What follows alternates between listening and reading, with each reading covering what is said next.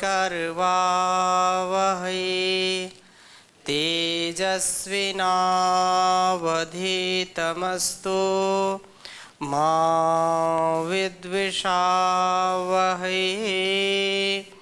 ओम शांति शांति शांति। वैदिक जीवन पद्धति की इस कक्षा में आप सबका हार्दिक स्वागत है, अभिनंदन है। वेदों की ऋचाओं का रसापान हम कर रहे हैं, रसास्वादन कर रहे हैं। अनेक ब्राह्मण ग्रंथों का और वेद आदि शास्त्रों का जो हम सबके लिए उपदेश है, जिसमें हम अपने जीवन को श्रेष्ठतम बनाने का प्रयास करते हैं। देव यज्ञ का जो प्रकरण चल रहा है, उसमें हमने वेदी में जो है स्थापित अग्नि को निम्न प्रकार से उद्बुद्ध करने का प्रयास करते हैं, उसको और वह प्रज्वलित हो ऐसा प्रयास करते हैं।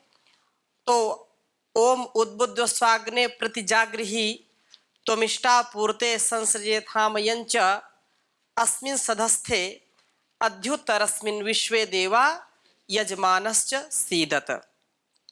इस मंत्र के माध्यम से यह बात कही गई है कि हे प्रभु, हे परमपिता परमेश्वर, आपकी कृपा से मेरे द्वारा स्थापित अग्नि अच्छी प्रकार से प्रदीप्त होकर के, जिससे यह अग्नि और यजमान दोनों हविर यज्ञ और सोम यज्ञों को संपन्न करें तथा एक साथ बैठने योग्य जो यह यज्ञ वेदी और सोम यज्ञों की उत्तर वेदी है, उसमें सब जो है देवजन और यजमान मिलकर के बैठे। एक यह अभिप्राय है। दूसरा अभिप्राय यह है कि जो परस्परता है यजमान में और पुरोहित में, उन दोनों में जो परस्परता है, वो जब परस्परता होगी तो ही हमारा जीवन यज्ञी बन पाएगा, हमारा जीवन श्रेष्ठ बन पाएगा। हमारी इंद्रियां भी यजन कर रही हैं और मुख्य रूप से यज्ञ कराने वाला कौन यहां पर है, हम ऐसा व्यवहारिक रूप में समझ सकते हैं कि हमारी जो आत्मा है वो पुरोहित का कार्य कर रही है और इंद्रियां हमारी अलग अलग, कोई आहुति अपनी डाल रही है, कोई अपने जो कार्य नियुक्त किए हैं जिस परमात्मा ने जिन इंद्रियों को, उन कार्यों में वो लगा हुआ है। इन दोनों का संबंध बहुत ही घनिष्ठ है। जैसे विद्वान आचार्य, विद्वान ब्रह्मा जितना श्रेष्ठ होगा उतनी ही उसके जो है सन्निधि में प्राप्त यजमान हो, ऋत्विग हो, उद्गाथा हो, जो भी कार्य करते हैं, जो भी अपनी सेवाएं देते हैं, वो भी श्रेष्ठ होंगे। और दोनों में, इंद्रियों में, मन में और ये आत्मा में, जो हमारे शरीर में बड़ा भारी यज्ञ चल रहा है, 24 घंटे यज्ञ चल रहा है, इसकी जो है सन्निधि, इसका जो संपादन हो रहा है, इसमें भी बहुत हमारे आत्मा का और इंद्रियों का सहयोग है। अगर ये असहयोग कर दें तो यज्ञ संपन्न नहीं हो सकता। स्वार्थ में ये फंस जाएं तो भी यज्ञ नहीं हो सकता है। इंद्रियां अपनी ओर खींच रही है, आत्मा अपनी ओर खींच रही है, मन अपनी ओर, तो जो शरीर से हमारे यज्ञ होने वाला है, जो कल्याण होने वाला है समाज का, वो कल्याण नहीं होगा। और ज्ञानेन बुद्धिर शुद्ध्यति ऐसा कहा है। तो हमारे अंदर यजन चल रहा है और हमको इस बात का पूरा ध्यान रखना चाहिए, क्योंकि ये ज्ञान अग्नि जो है, जैसे हम अग्नि को यज्ञवेदी में स्थापित करते हैं और वो ठीक से उद्बुद्ध हो, ताकि उसमें जो हावी पड़े वो हमारे वातावरण के लिए और हमारे लिए भी कल्याणकारी हो। जब तक ज्ञान अग्नि से हम युक्त नहीं होंगे, जब तक हमारा ज्ञान परिपक्व नहीं होगा, हमारी आत्मा भी इस बंधन से कभी बाहर नहीं जा सकती। जैसे ब्रह्मा हो या यजमान हो, दोनों का जो परस्पर का संबंध है, ये शरीर, इंद्रियां, मन, जो कुछ भी मिला हुआ है, ये हमारे साधन बने हुए हैं, आत्मा के साधन बने हुए हैं। और उसमें साधन तो बने हैं, लेकिन मुख्य साधन क्या है? तो उसके लिए कहा ज्ञान। जितना ज्ञान परिपक्व होगा, उतना उतना हमारा जीवन भी व्यवस्थित होगा, जीवन भी कल्याणकारी होगा। अग्नि यदि स्थापित ना की जाए, यजमान भी बैठे हुए हैं, ब्रह्मा भी बैठे हैं, सब पूरी तैयारी है और सामग्री भी तैयार है पूरी, लेकिन यज्ञ हो नहीं सकता जब तक हम अग्नि का स्थापन नहीं करेंगे। अग्नि का स्थापन परम आवश्यक है। तो यह विशेष है कि ज्ञान ही हमारे जीवन को तारने वाला है। ज्ञान है तो हमारे द्वारा किया हुआ प्रत्येक कर्म सफल होगा, प्रत्येक कर्म हमारी उन्नति के लिए होगा, प्रत्येक कर्म आत्मोन्नति से राष्ट्रोन्नति के लिए होगा। और जो जो कर्म होंगे उसकी सुगंधी चारों ओर फैलेगी। लेकिन यदि ज्ञान नहीं है, व्यक्ति का विवेक काम नहीं करता है, तो फिर जो भी हम कर्म करेंगे वो सब उल्टा पुल्टा होंगे। कृष्ण कर्म करेंगे या शुक्ल करेंगे या फिर मिश्रित। हम जब योगस्थ होकर के कर्म करेंगे, ज्ञान के पर्वत पर आरूढ़ होकर के कर्म करेंगे, तो वो हमारे ज्ञान हमको बांधने वाले नहीं होंगे। ना कर्म लिप्यते नरे, जो ईशोपनिषद में बात कही है, वो चरितार्थ होगी बात। अतः इस दृष्टि को भी हम इसके साथ जोड़ करके देखें। और अगला मंत्र, यह भी बहुत विशेष मंत्र है, और इसमें यह कहा कि समिधाधान मंत्र, अग्नाधान हो गया, प्रज्वलित हो गई अग्नि यज्ञवेदी में, अब समिधादान करेंगे। उसके लिए मंत्र बोलते हैं, ओम अयम तइद्म आत्मा जात वेदस्तेने ध्यस्व वर्धस्व चेद वर्धय चास्मान प्रजया पशुभिर्ब्रह्म वर्चसेन नान्यद्येन समेधय स्वाहा इदम अग्नये जात वेदसे इदं नमः। मैं थोड़ा सा भावार्थ बताता हूं, इसके बाद फिर इसकी एक एक चर्चा करेंगे कि वह परमात्मा जो सबका नियमन करने वाला है, संसार को चलाने वाला है, उससे प्रार्थना है, अयम यह अयंत इदमात्मा, यह ते उसका इदमा आत्मा है। आत्मा शरीर है, जात वेदः उत्पन्न हुए पदार्थों को प्रकाशित करने वाला जो अग्नि, उससे इध्यस्व प्रदीप्त होता है और वर्धस्व बढ़ता है।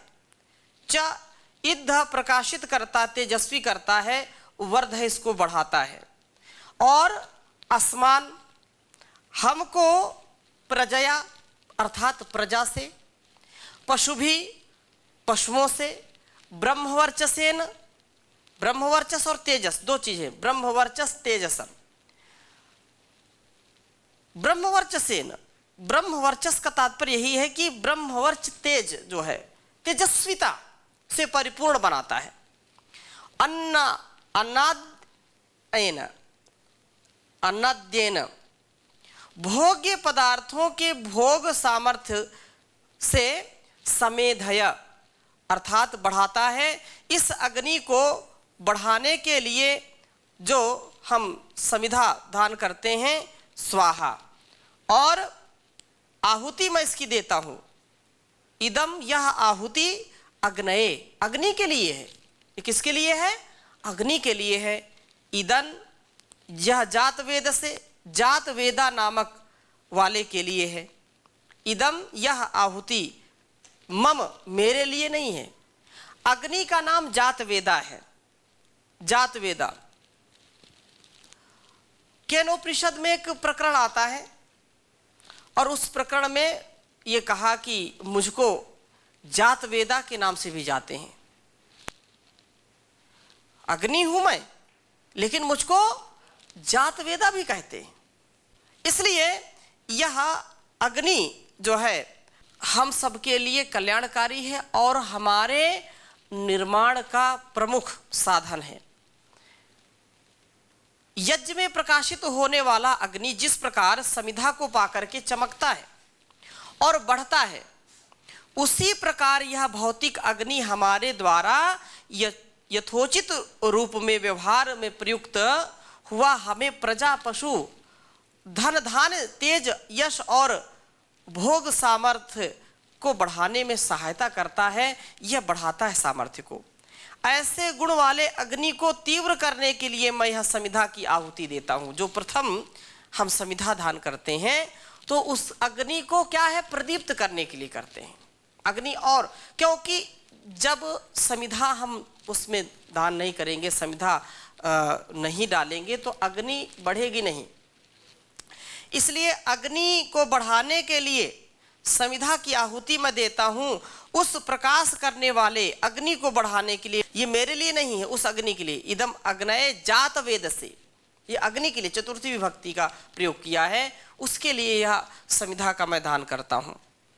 और यह यज्ञीय पदार्थ उस प्रभु का ही दिया हुआ है जिसने अग्नि को उत्पन्न किया है, क्योंकि वह परमात्मा सब कुछ देने वाला है। उसके द्वारा दिया गया सब कुछ संसार में है। कस्विद धनम, ये बात आई, तेन त्यक्तेन भुंजीथा मां गृधा कस्य स्विद धनम, कस्य कहा ईश्वरः, कस्य ईश्वरस्य, कस्य धनम ईश्वरस्य धनम। सब कुछ उसी का है और सब कुछ उसी में है। सब कुछ उसी का है और सब कुछ उसी में है। इसलिए उस परमात्मा का हम विशेष गुणगान करें, उसका ध्यान करें। आध्यात्म परक अर्थ ऐसे कर सकते हैं कि हे प्रभु, जैसे आपके द्वारा उत्पादित यह भौतिक अग्नि अपने भक्ष समिधा को प्राप्त होकर के बढ़ता है, वैसे ही हम आपके द्वारा प्रदत्त भोग्य पदार्थों को यथोचित रूप में सेवन करें और इसको सेवन करके सदा आगे बढ़ें। यह हमारी बुद्धि और वृद्धि दोनों को बढ़ाने वाला हो। हमारे जान बल को भी बढ़ाए, हमारे शरीर बल को बढ़ाए, हमारे धन बल को बढ़ाए, हमारे जन बल को बढ़ाए। हर प्रकार के बल को बढ़ाने वाला हो, हर प्रकार के सामर्थ्य को बढ़ाने वाला हो। और वृद्धि अपने स्वार्थ के लिए ना हो। जो बल हमको मिले, कैसा भी बल मिले, वो अपने स्वार्थ के लिए ना हो। किस इदन्नमम, ये मेरे लिए नहीं है। किसके लिए? अग्नि के लिए है। अग्नि परोपकार के लिए है, ज्ञान के लिए है। जो हम कर्म करते हैं, ज्ञान का जो है, यदि हम ज्ञान की परिणति करें तो किस में करेंगे? कर्म में करेंगे, सेवा में करेंगे। तो ये मंत्र हमको एक उपदेश देता है कि जैसे अग्नि जब प्रज्वलित करते हैं और उसमें समिधा हम दान करते हैं, समिधा देते हैं, समिधा की आहुति देते हैं, तो किसके लिए देते हैं? अग्नि को बढ़ाने के लिए देते हैं। अग्नि बढ़ गई तो फिर क्या होगा उससे? अग्नि जब बढ़ गई तो वो जो कुछ आहुति हम डालेंगे उसका वो ठीक ठीक परिपाक करेगी, उसको पचा लेगी। पचाने का मतलब क्या है? जो आहुति उसमें डालेंगे उसको, उसके उस पदार्थ को छिन्न भिन्न कर देगी, उसके पदार्थों को बिल्कुल सूक्ष्म कर देगी। और उस सूक्ष्म किए हुए पदार्थ जब इस वातावरण में फैलेंगे तो उसका लाभ सबको मिलेगा। उसका लाभ सबको मिलेगा। स्थूल पदार्थों को यदि हम रखते हैं सामने तो उसका लाभ मिलता नहीं है।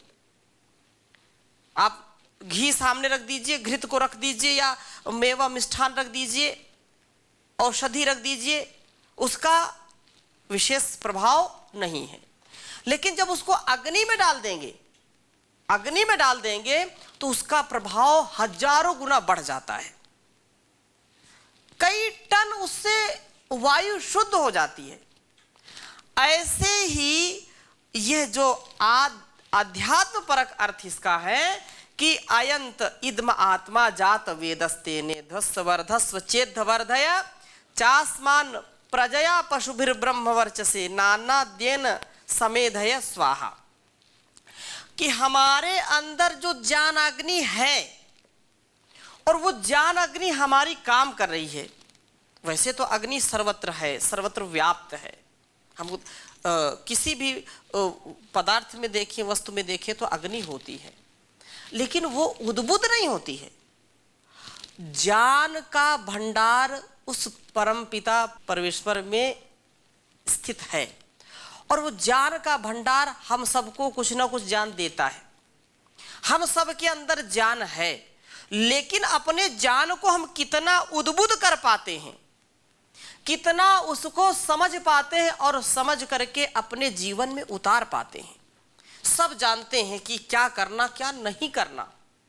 सबके मन में ये ज्ञान होता है कि क्या मेरे लिए कल्याणकारी है, क्या अकल्याणकारी है। लेकिन उसको बिरले लोग, कुछ गिने चुने लोग उसको आत्मसात करते हैं और उसको जीवन में उतारते हैं। और जो जीवन में ज्ञान को उतार लेते हैं, ज्ञान की घुट्टी जिन्होंने हजम कर ली है, वही पशु से, धन धान्य से, तेजस से, हर प्रकार से वो संपन्न हो जाते हैं। और उनके द्वारा जो भी उपार्जित धन है, उनके द्वारा जो भी उपार्जित सामर्थ्य है, जो भी बल है, वो किसके लिए है? इदन्नमम, वो कहते हैं मेरे लिए नहीं है। किसके लिए है? परोपकार के लिए है, परमार्थ के लिए है। तो मेरे अंदर यदि ज्ञान ठहर गया और उसका मैं ठीक ठीक पालन करता हूं, तो मैं जैसे, ज्ञान का मतलब प्रकाश है, ज्ञान का मतलब अग्नि, ज्ञानाग्नि यदि मेरे में प्रदीप्त हो गई, यदि उद्बुद्ध हो गई, तो उसमें जो भी मैं आहुति डालूंगा वो क्या है? उसमें जो भी जैसे किसी भी स्तर से जो संसाधन मैं जुटा रहा हूं, जो भोजन मैं कर रहा हूं, जिन संसाधनों का उपयोग कर रहा हूं मैं, वो संसाधन मेरे लिए नहीं होंगे। किसके लिए होंगे? परोपकार के लिए, परमार्थ के लिए होंगे। परोपकाराय वहन्ति नद्या परोपकाराय फलन्ति वृक्षा परोपकाराय दुहन्ति गावा परोपकारार्थमिदं शरीरम। ये परोपकार के लिए मिला है, ये दूसरों की सेवा सत्कार के लिए मिला है, संसार से मिला है, संसार के लिए है। ये ऐसा भाव यज्ञीय भाव है। हम यज्ञ करते करते इन भावों से ओतप्रोत हों। आहुति डाल रहा हूं तो ऐसा लगे कि केवल घृत की आहुति नहीं डाल रहा हूं मैं, समिधा दान कर रहा हूं तो ऐसा नहीं केवल समिधा दान कर रहा हूं, ये कि मैं अपने सामर्थ्य को प्रकाशित कर रहा हूं, अपने सामर्थ्य को देदीप्यमान कर रहा हूं, और वो देदीप्यमान सामर्थ्य संसार का उपकार करने के लिए। भगवान मेरा जीवन संसार के लिए हो, उपकार के लिए हो, ऐसी बातें जो समझता है वह निश्चित रूप से परमात्मा का सच्चा भक्त होता है। और उसका जो भी उपार्जित धन दौलत संपत्ति है, कुछ कोई लेके जा नहीं सकता है, सब कुछ यहीं पड़ा का पड़ा रह जाएगा, धरा में सब धरा रह जाएगा, धरा के ऊपर सब धरा रह जाएगा। कहते हैं कि धन धरा के बीच ही सारा धरा रह जाएगा, पशु भी बंधे रह जाएंगे जब कूच का वक्त आएगा, पत्नी भी तेरा साथ देगी गृह द्वार तक, मित्रगण मरघट के आगे मुंह नहीं दिखलाएंगे। देह भी तेरी चिता में यूं ही जल भुन जाएगी, बाद में सच्चा सखा केवल धर्म ही रह जाएगा।